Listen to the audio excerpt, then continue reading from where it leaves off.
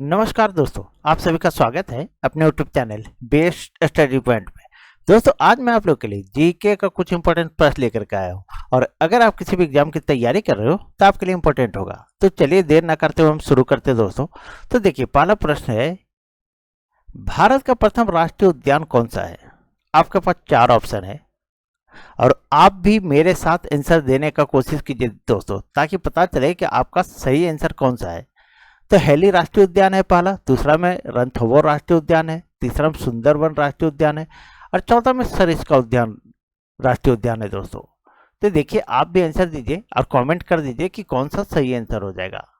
तो भारत का प्रथम राष्ट्रीय उद्यान कौन है? तो हेली राष्ट्रीय उद्यान है दोस्तों। कौन सा है? तो हेली राष्ट्रीय उद्यान।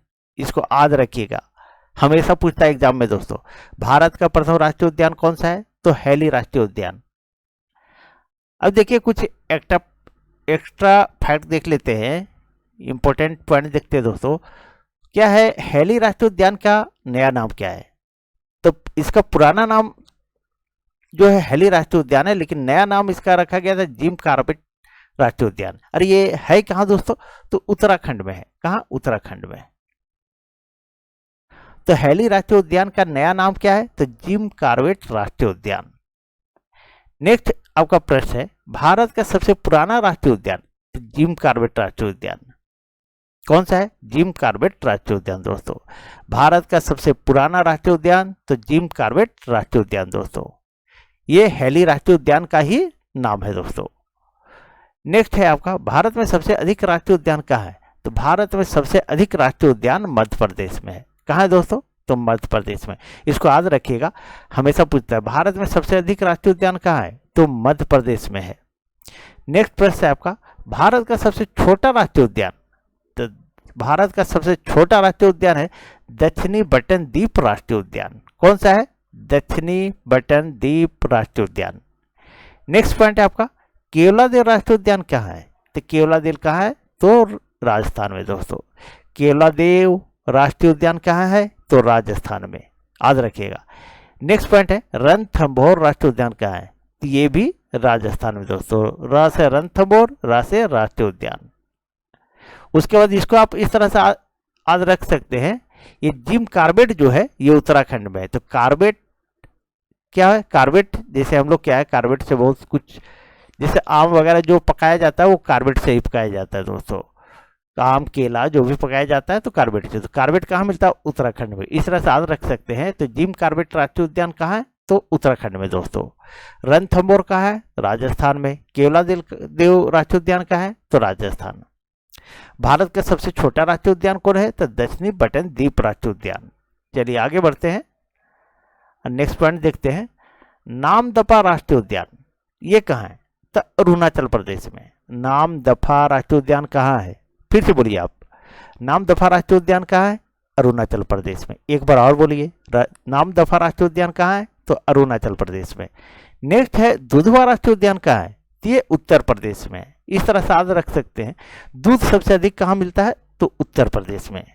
तो दुधवा राष्ट्रीय उद्यान कहाँ है दोस्तों? तो उत्तर प्रदेश में है। नेक्स्ट है, Keibul Lamjao national park. Keibul Lamjao national park कहाँ है? तो मणिपुर में। हमेशा पूछता है दोस्तों, इसके बारे में हमेशा पूछता है। कीबुल लामजाओ नेशनल पार्क कहाँ है? तो मणिपुर में है। नेक्स्ट है, दाचीग्राम राष्ट्रीय उद्यान। तो दाचीग्राम कहाँ है? तो जम्मू कश्मीर में दोस्तों। नेक्स्ट पॉइंट है, बांदीपुर राष्ट्रीय उद्यान कहाँ है? तो बांदीपुर कर्नाटक में है। कहाँ है दोस्तों? कर्नाटक में। और दोस्तों इसका पीडीएफ, फ्रेश पीडीएफ में, ये जो मैं लिख रहा हूँ ये पीडीएफ नहीं, फ्रेश पीडीएफ इसका मैं टेलीग्राम पे डाल दूंगा, तो वहां से आप लोग इसको डाउनलोड कर सकते हैं। तो आप लोग टेलीग्राम ज्वाइन कर ले। देखिए, दूसरा प्रश्न है आपका, जी का मान कितना होता है? 9.8 मीटर प्रति सेकेंड स्क्वायर, 7.8 मीटर सेकेंड प्रति स्क्वायर, या फिर है 8.9 मीटर प्रति सेकेंड स्क्वायर, या 6.8 मीटर प्रति सेकेंड स्क्वायर। तो इसका सही जवाब हो जाएगा दोस्तों ए नंबर, 9.8 मीटर प्रति सेकेंड स्क्वायर।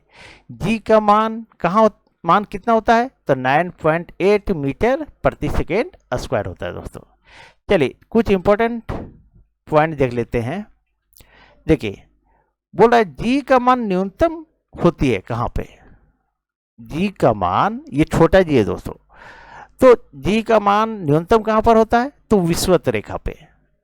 कहां पे होता है दोस्तों, तो विषुवत रेखा पे, याद रखिएगा। उसके बाद जी का मान अधिकतम कहां पर होता है, ये ध्रुवों पर होता है। देखिए पृथ्वी इस तरह से जब बना हुआ है, पृथ्वी इस तरह से बना हुआ है दोस्तों, तो यहाँ बीच में है ग्रीनविच रेखा, ये जो है 180 डिग्री पे है, क्या है 180 डिग्री पर। बीच में एक रेखा है जिसको विषुवत रेखा कहते हैं, ये 0 डिग्री पे है, ठीक है। और ये जो है यहाँ एक ध्रुव है, एक यहाँ ध्रुव है, इसको उत्तरी ध्रुव कहते हैं और नीचे दक्षिणी ध्रुव कहते हैं। क्या कहते हैं, दक्षिणी ध्रुव, सॉरी उत्तरी ध्रुव और दक्षिणी ध्रुव नीचे वाले को। एक मिनट दोस्तों, ये देखिए उत्तरी ध्रुव हो गया ये ध्रुव, और ये जो नीचे है दोस्तों इसको दक्षिणी ध्रुव क्या कहते हैं, दक्षिणी ध्रुव, क्या कहते हैं, दक्षिणी ध्रुव। अब ये जो है सो इस तरह से जो उत्तरी ध्रुव और दक्षिणी ध्रुव को बीच में जो मिलाती है उसको ग्रीनविच कहते हैं। ये जो बीच में रेखा है 0 डिग्री पे, इसको विषुवत रेखा कहते हैं। क्या कहते हैं, विषुवत रेखा कहते हैं, विषुवत रेखा कहते हैं, ठीक है। तो यही विषुवत रेखा है जो जी का मान न्यूनतम होता है कहां पे, इस विषुवत रेखा पर दोस्तों। और जी का मान अधिकतम कहां पर होता है, तो ध्रुवों पर। ये ध्रुव है यहां पे और यहां पर ध्रुव है दोस्तों, ठीक है। अब ये जो रेखा हम खींच रहे हैं ये अक्षांश रेखा, उत्तरी, ये पूरब से पश्चिम मिलाने वाली रेखा को, इसको अक्षांश रेखा कहते हैं। क्या कहते हैं, अक्षांश रेखा कहते हैं दोस्तों, ये अक्षांश रेखा है। और उत्तरी ध्रुव से दक्षिणी ध्रुव मिलाने वाली रेखा को देशांतर रेखा कहते हैं। क्या कहते हैं, देशांतर रेखा कहते हैं। चलिए अब है नेक्स्ट पॉइंट है, पृथ्वी के केंद्र पर जी का मान होता है, तो यहां पर शून्य होता है दोस्तों। कितना होता है, शून्य होता है। नेक्स्ट पॉइंट है आपका, पृथ्वी के लिए पलायन वेग का मान होता है, कितना होता है। अगर पृथ्वी से कोई भी वस्तु 11.2 किलोमीटर प्रति सेकेंड के हिसाब से अगर आप फेंक देते हैं तो वो वापस कभी नहीं आएगा। तो पृथ्वी का पलायन वेग का मान क्या है, तो 11.2 किलोमीटर प्रति सेकेंड। कितना है दोस्तों, पृथ्वी का पलायन वेग 11.2 किलोमीटर प्रति सेकेंड। नेक्स्ट है सूर्य के लिए पलायन वेग का मान क्या है, तो 42 किलोमीटर प्रति सेकेंड। नेक्स्ट पॉइंट है आपका, चंद्रमा के लिए पलायन वेग का मान कितना है, तो 2.38 किलोमीटर प्रति सेकेंड दोस्तों। चलिए आगे बढ़ते हैं और नेक्स्ट प्रश्न को देखते हैं। अब देखिए तीसरा नंबर प्रश्न दोस्तों, तीसरा नंबर प्रश्न करा है, सर्वाधिक विद्युत ऋणात्मक तत्व कौन सा है। आप भी एक बार आंसर दीजिए, क्या है, फ्लोरीन है, क्लोरीन है, आयोडीन है, ब्रोमीन है, क्या है दोस्तों। आप लोग कमेंट कीजिए, आप लोग कमेंट नहीं करते हैं। तो सर्वाधिक विद्युत ऋणात्मक तत्व कौन है, तो फ्लोरीन है दोस्तों। क्या है, फ्लोरीन, इसमें गड़बड़ाइएगा नहीं दोस्तों। चलिए आगे बढ़ते हैं और नेक्स्ट प्रश्न, कुछ इंपॉर्टेंट फैक्ट देख लेते हैं पहले, उसके बाद प्रश्न की ओर चलेंगे। देखिए किस से नोबेल धातु कहा जाता है, तो सोना को नोबेल धातु कहते हैं। नोबेल धातु किसे कहते हैं, तो सोना को, याद रखिएगा। मैं बोलता हूं उसको आप भी दोहराइए, किसे नोबेल धातु कहते हैं, तो सोना को कहते हैं। एक तरल धातु है, कौन सा है, तो पारा है दोस्तों। नेक्स्ट है एक तरल अधातु है, तो ये ब्रोमीन हो जाएगा। क्या हो जाएगा, एक तरल अधातु कौन है, बोलिए आप भी साथ में बोलिए, ब्रोमीन होगा दोस्तों। एक तरल अधातु कौन सा है, तो ब्रोमीन है। और तरल धातु पूछ दे तो पारा आंसर कीजिएगा। नेक्स्ट है सबसे अधिक अगाध वर्धनीयता वाला तत्व कौन है, तो ये सोना होता है। अगाध वर्धनीयता मतलब होता क्या है कि अगर आप किसी चीज को अगर पीटते हैं तो वो टूटेगा नहीं, पतला होते जाएगा लेकिन टूटेगा नहीं, तो वो सोना है दोस्तों। नेक्स्ट है सोना का लैटिन नाम क्या है, तो सोना का लैटिन नाम ओरम है। एक बार और बोलिए आप, सोना का लैटिन नाम क्या है, ओरम। और सबसे अधिक अगाध वर्धनीयता वाला तत्व कौन सा है, तो सोना है दोस्तों। और एक तरल अधातु ब्रोमीन है। आप साथ में बोलिए दोस्तों, एक तरल अधातु कौन है, तो ब्रोमीन है। एक तरल धातु कौन है, तो पारा है। नेक्स्ट है किसे नोबेल धातु कहा जाता है, तो सोना को कहा जाता है। एकदम याद कर लीजिए दोस्तों, पढ़ते पढ़ते याद हो जानी चाहिए। देखिए और चौथा प्रश्न देखिए दोस्तों, दीन ए इलाही धर्म के संस्थापक कौन थे? कौन था बताइए, आप भी बताइए। अकबर, बाबर, हुमायूं या शाहजहां? कौन था दोस्तों? कमेंट कर दीजिए। अगर आप जान रहे तो कमेंट कीजिए। तो कौन था बताइए? तो बाबर था। कौन था? सॉरी, एक मिनट,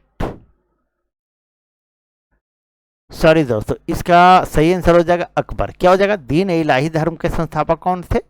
तो अकबर थे दोस्तों। चलिए आगे बढ़ते हैं और कुछ महत्वपूर्ण पॉइंट देख लेते हैं। आर्य समाज के संस्थापक कौन थे? आप लोग को मैंने पहले भी पढ़ाया था इसको। तो आर्य समाज के संस्थापक कौन थे? तो दयानंद सरस्वती थे। कौन थे? दयानंद सरस्वती थे। एक चीज को बार बार पढ़िए ताकि याद हो जाए। देखिएगा किसी किसी की जॉब हो जाता है, कमजोर रहता है पढ़ने, तो वो बार बार एक ही चीज को पढ़ता है, वो रिवीजन करता है, और आप रिवीजन नहीं करते हैं। कमी यहाँ पर है दोस्तों। न्याय दर्शन के संस्थापक कौन है? तो महर्षि गौतम। न्याय कौन करता है? तो गौतम करता है, इस याद रखिए। न्याय कौन करता है? तो महर्षि गौतम करता है। अन्य न्याय कौन करता है?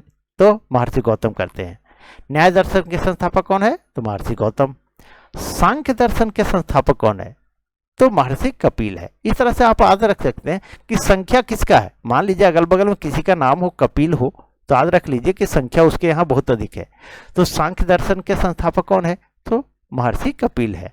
और न्याय दर्शन के संस्थापक कौन है? तो गौतम है। याद रखिए कि न्याय कौन करता है? तो गौतम करता है। और संख्या किसके यहाँ है? तो कपिल के यहाँ है। इस तरह से अगल बगल कोई व्यक्ति है तो उसके नाम पर याद कर लीजिए। न्याय दर्शन के संस्थापक कौन है? तो महर्षि गौतम। और संख्या किसके यहाँ है? अधिक है। सांख्य दर्शन के संस्थापक कौन है? तो कपिल है दोस्तों, महर्षि कपिल। नेक्स्ट है, इसको सभी को जानते होंगे, योग दर्शन के संस्थापक कौन है? तो पतंजलि है। ये रामदेव बाबा का नाम तो सुनबे किए हैं, ठीक है, पतंजलि योगपीठ। तो योग दर्शन के संस्थापक कौन है? तो पतंजलि है, महर्षि पतंजलि। चलिए आज यहीं तक दोस्तों। अगर आप लोग को वीडियो अच्छी लगी हो तो प्लीज़ वीडियो को लाइक करें, और चैनल पे अगर नए हो तो प्लीज़ चैनल सब्सक्राइब कर लें, और वीडियो को अधिक से अधिक आप लोग शेयर कर दीजिए दोस्तों। आप लोग शेयर नहीं करते हैं, मुझे आप लोग से बस इतना ही शिकायत है, आप लोग शेयर नहीं करते। प्लीज़ आप लोग शेयर करें। Thank you. कल मिलते हैं। चलिए।